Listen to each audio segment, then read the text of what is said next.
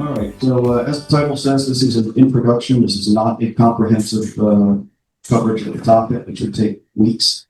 Uh, only a couple of days if I cover all that I know.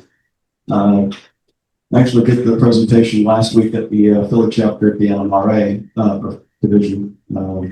So it's going to be essentially the same. I don't think we have anybody on the same who's in both groups, but just in case you were, you might see the same thing.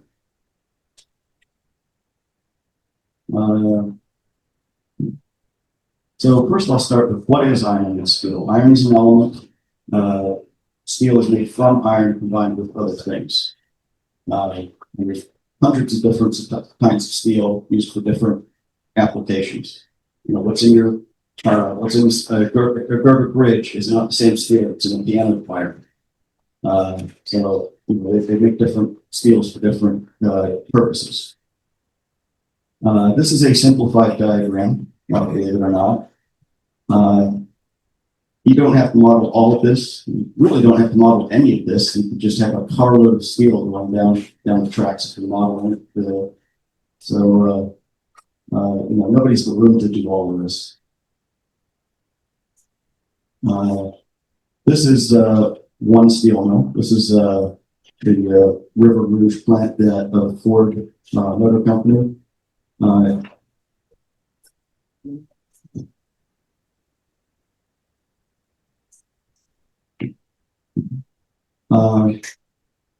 I'm here in the lower left, there's the blast furnaces. Just above that, there's a place for the ships to pull in, deliver your. But you're never going to model this whole thing. The HO scale just would be about 60 by 90. So that's a pretty big train room, and that doesn't count the aisles.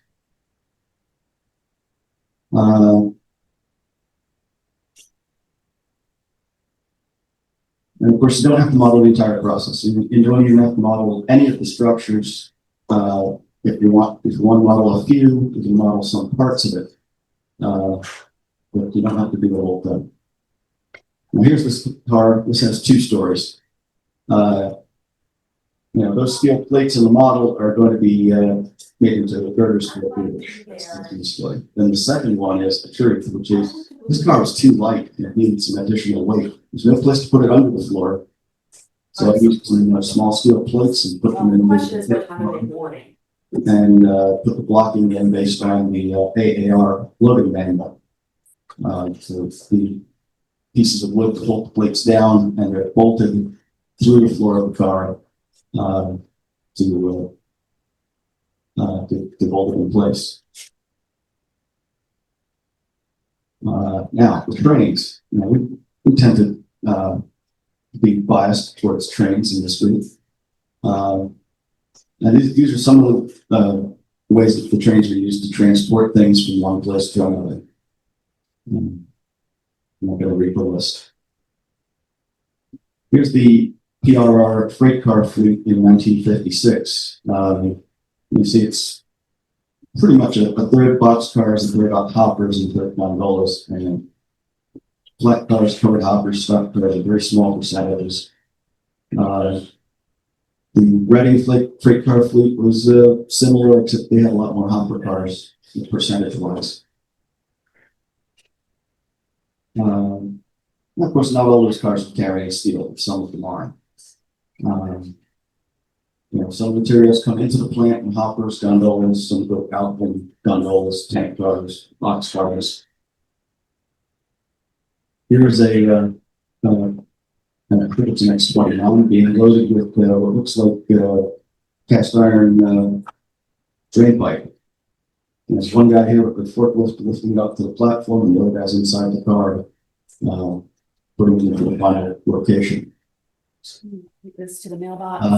Now that picture was from the Jim Mack collection, and that was a guy who went up to Bethlehem when they were cleaning out some of the office buildings, and he was getting a bunch of filing cabinets that would be donated to a nonprofit organization. He was there picking them up and loaded them on the truck. And he said, "Oh, it's too bad you weren't here. You didn't come next week because we had some other cabinets, but they're still full of stuff we haven't gotten rid of." He looked at what was in those cabinets and said, "Put them on the truck." and scanned all the pictures. It's something like 3,000 photographs, and including an interior shot of that car with all the blocking. You see lots of pictures of the outsides of trains. You never see the inside. So here's all that pipe loaded on it in the boxcar. All the blocking is in place. This car is by volume less than half full, but it's iron. It's heavy. It's probably at capacity. Now, this is a different car. I'm showing different ways of blocking the load, and these are small parts. There's a lot of them, but they're small. There's the boxcar. Once the door's closed, you don't know what's in there. Just like the small parts on the waybill. Of course, they also ship stuff out in gondolas. These are the alignment tables for drill presses. Now, this is not your home hobbyist drill press, though. This is a pretty big one. They also put this guy in the pictures just to show you the scale. Now, I did one that just a little pipe. And these were actually coffee stirrers. I just painted them black and put them in there, cut them down below. And again, the blocking was from the loading manual. This is a bridge section of a more modern car. Here's a couple of ladles they would use in the steel mill. Now, this may be going to a different Bethlehem plant, or they may be going to some other company entirely. And one thing that doesn't show in this picture is this is actually a well-hauled car, but they're using it for capacity for weight because they don't need the well haul for this. There's a rotor of some kind. I don't know exactly what it is. I couldn't make a model of it though, but I don't need to know what it is. I just need to know what it looks like. This is an F-36 flat car. Pennsy had, I think, 30 of those very high capacity cars.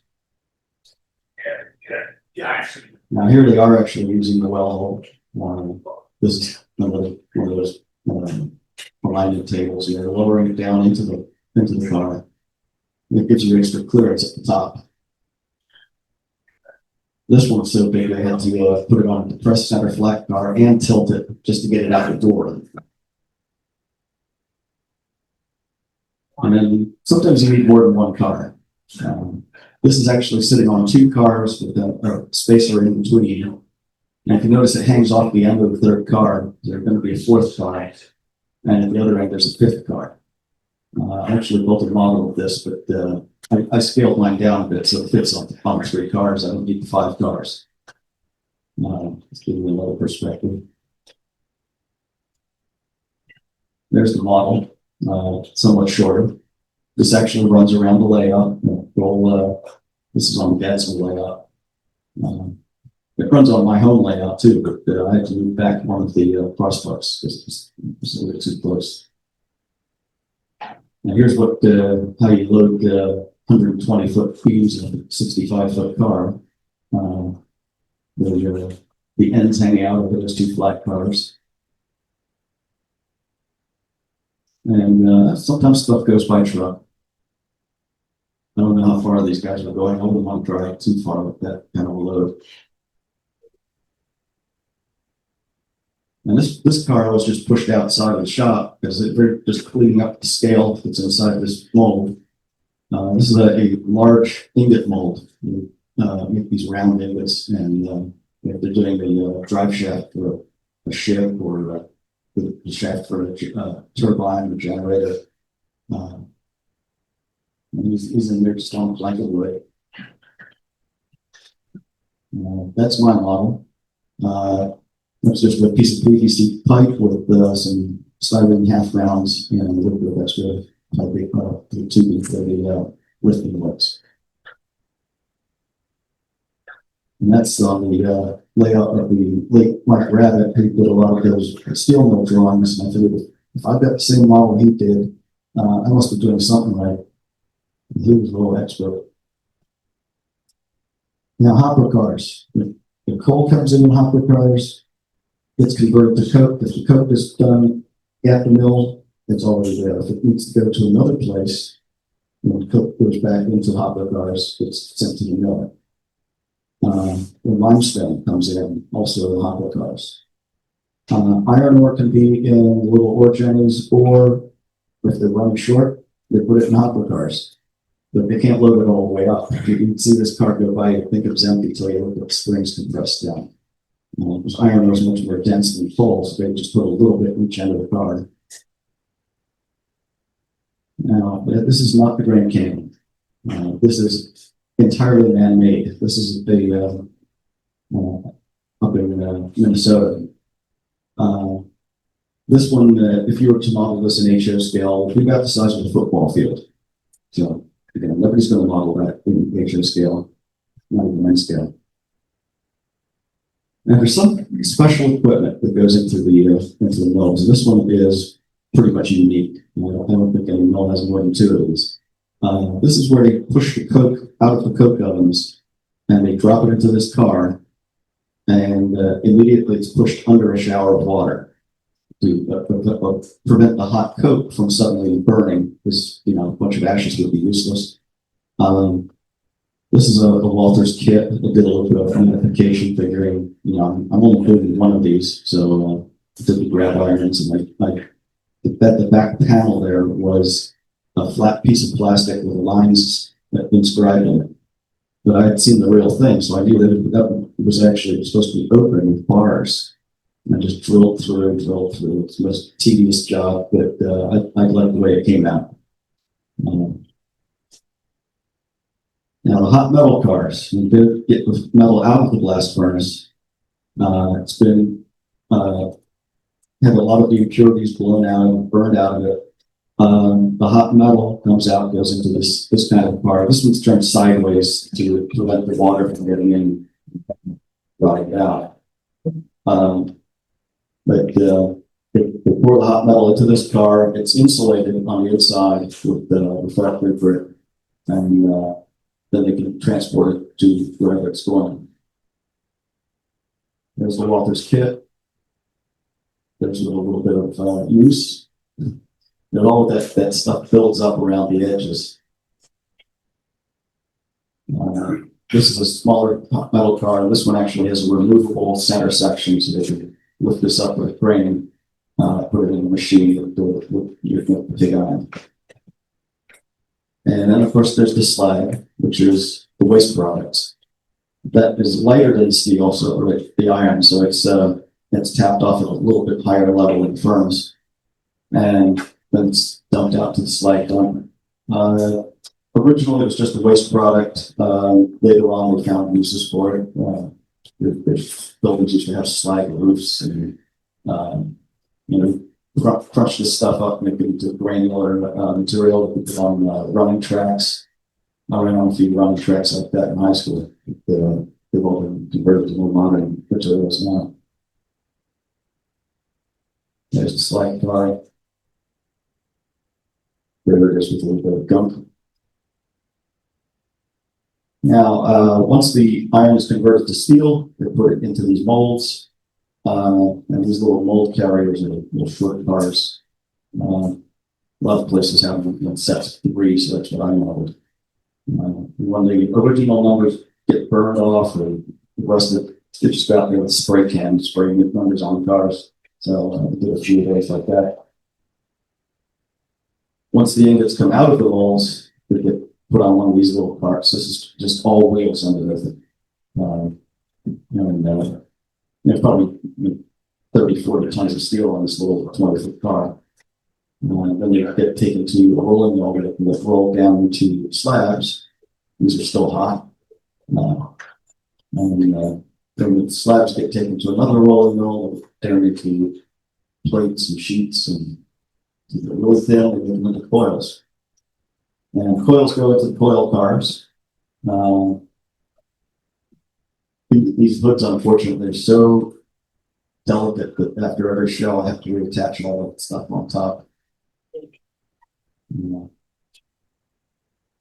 Now, inside the car, because the Walters coil cars are so light, I have to put weight. Once the coils are on top, you don't know what's inside, so I just use nuts and bolts. It's a lot cheaper than buying the cast coils. But if you're modeling where it's being loaded or unloaded, and you've got you want the coils to look like coils, these are actually pretty heavy. These were made by Vernex. I don't know if they're still making them or not. Walther's also makes coils, but they're a lot lighter. Now, just give you a little bit of a history of iron production. This is Hopewell furnace. That tower in the middle is the top of the furnace. Now, the building here is wood, so somehow it didn't burn down. I don't know how. But the furnace itself is stone and brick. And you see this wooden structure off to the right.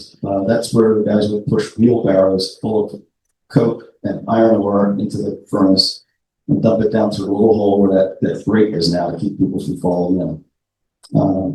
And this is also where the fumes would come out the top. So must have been not a nice job.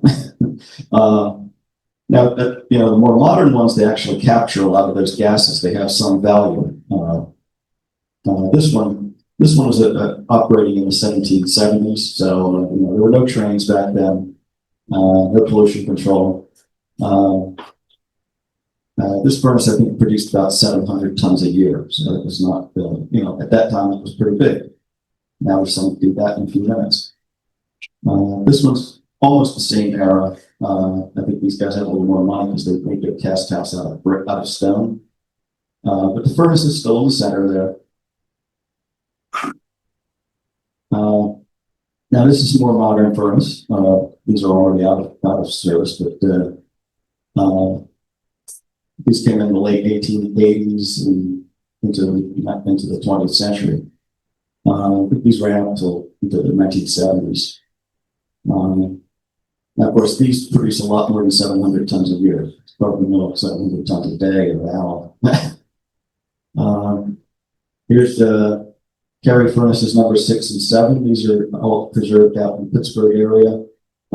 These are what I based my model on because it's a very compact site. They have 2 blast furnaces, and each furnace has 3 stoves for preheating the air. And they put all 6 of them right in between. So one crew can operate with 6 stoves instead of having 2 crews. Always trying to get more efficient, This is a model I did for Pat McTeague. It's cut to fit on his layout. So instead of being like the Walther's kit is designed, I made it L-shaped. So the stoves are behind the furnace. And all that white styrene you see is what I added. The kit comes with it's not a bad kit, but it could use more detail. Like how do you get from one platform to the next? There's no stairs, so I have to add the stairs. Here's how you get to the top. They included the framework up at the top for the crane. They didn't include the crane, so it's just a little crane that rolls back and forth on that I-beam. And you got to try to thread the needle through here to get that ladder in. Here it is on the layout some time ago. The furnace on the right is a little more complete. The stoves are in the middle. The furnace on the left is actually going to be mirror image, so I'm going to have to make a new floor. Actually, I've made the new floor and bring it. But you can see what I did here is the main line is in the front. The tracks curve towards the back, and there's 2 more tables behind you with a module in the front. So you can actually get all this stuff on line. And the furnaces are removable because all these modules get shipped flat. They're just flat pieces of drilling that into the truck and truck. Now here's the scale house. This is where actually you come into the mill. They have to weigh everything. These things are shipped by weight, and they're put into the furnace by weight. And when I built this, I did a little research on scales, and there's 2 sets of rails on purpose because the locomotives are not supposed to go onto the scale. They're too heavy for the mechanism. So there's 1 set of rails that are called the live rails. They're the ones that move with the scale, that go up and down. And there's 1 set that's called the dead rails, which are on concrete or steel supports. And the locomotive runs on the dead rails. Of course, electrically, the locomotive has to run on live electrical rails. So my live rails are dead and my dead rails are live. You can figure that out. These are the coke ovens getting ready to go into the tub that we transport them in. The tower on the lower left sits on top of the legs in the upper right when it's on the layout, but it won't fit in the tub that way, so that it comes apart. The little boxy thing in the lower center is what they call Larry car that runs along these broad gauge rails on the top of the ovens and puts the coke into the coal into the ovens for it to be turned into coke. Coke is, it's like they have almost no air in the ovens. They heat it up, and coal loses some of its gases, which are collected at the top, and those are distilled later into various chemicals that have some value. Now, to convert the iron into steel, they'll use the Bessemer converter. Then later on was the open hearth, and then even later was the basic oxygen furnace.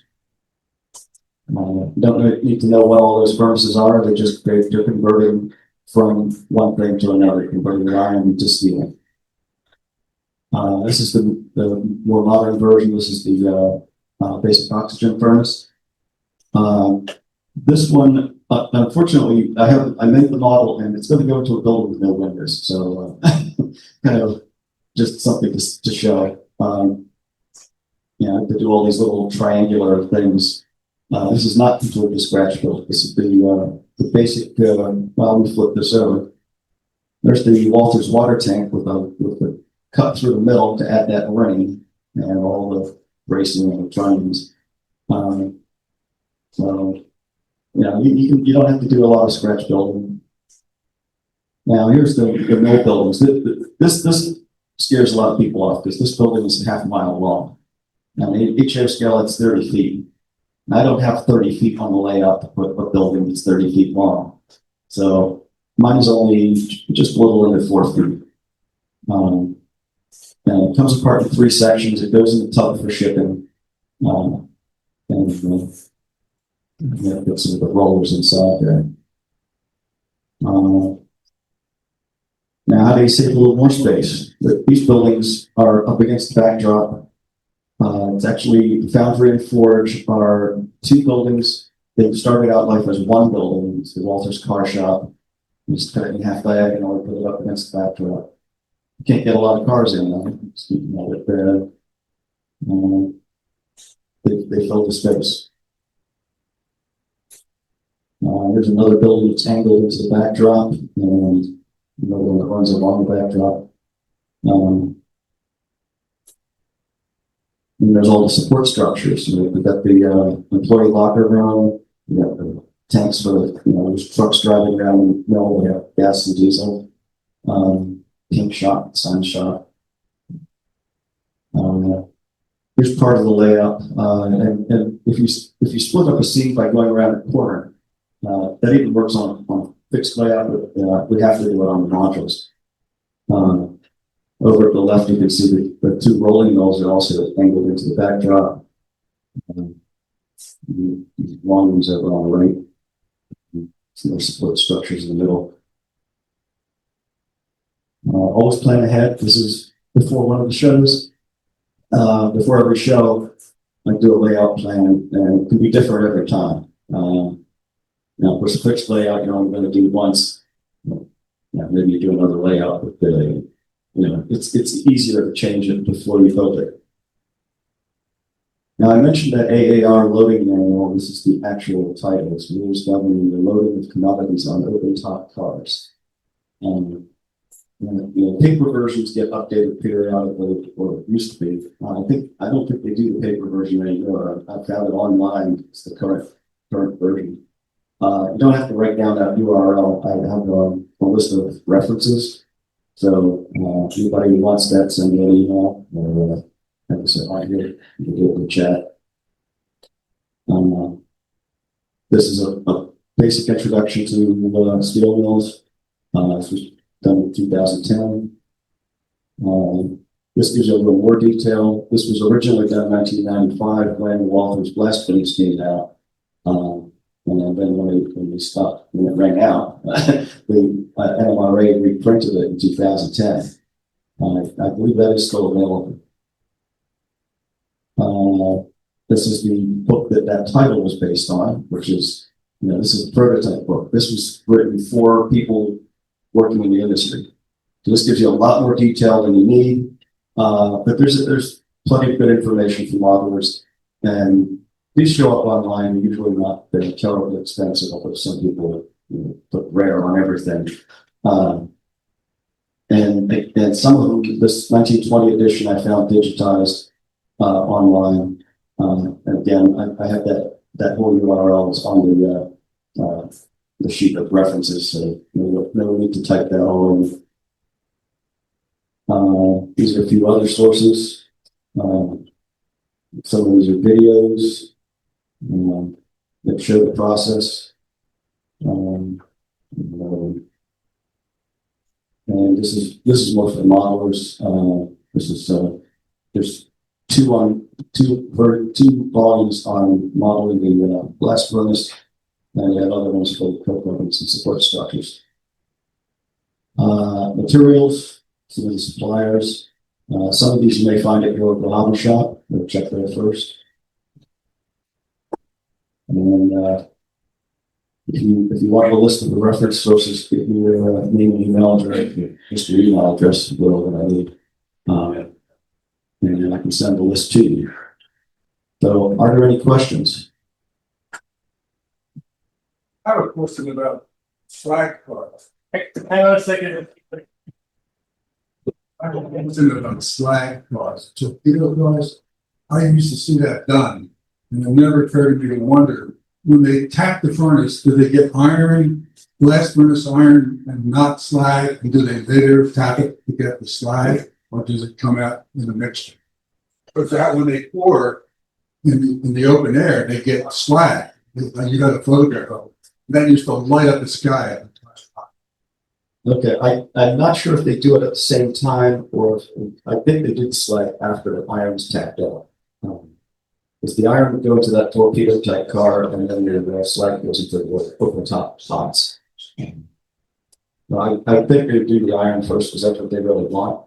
And when it gets down to the point where they've got all the iron out, then they tap off the slag off the side.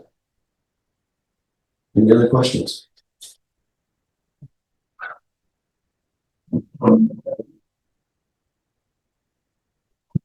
I'm gonna check and see if there's someone, Greg Losopoulos.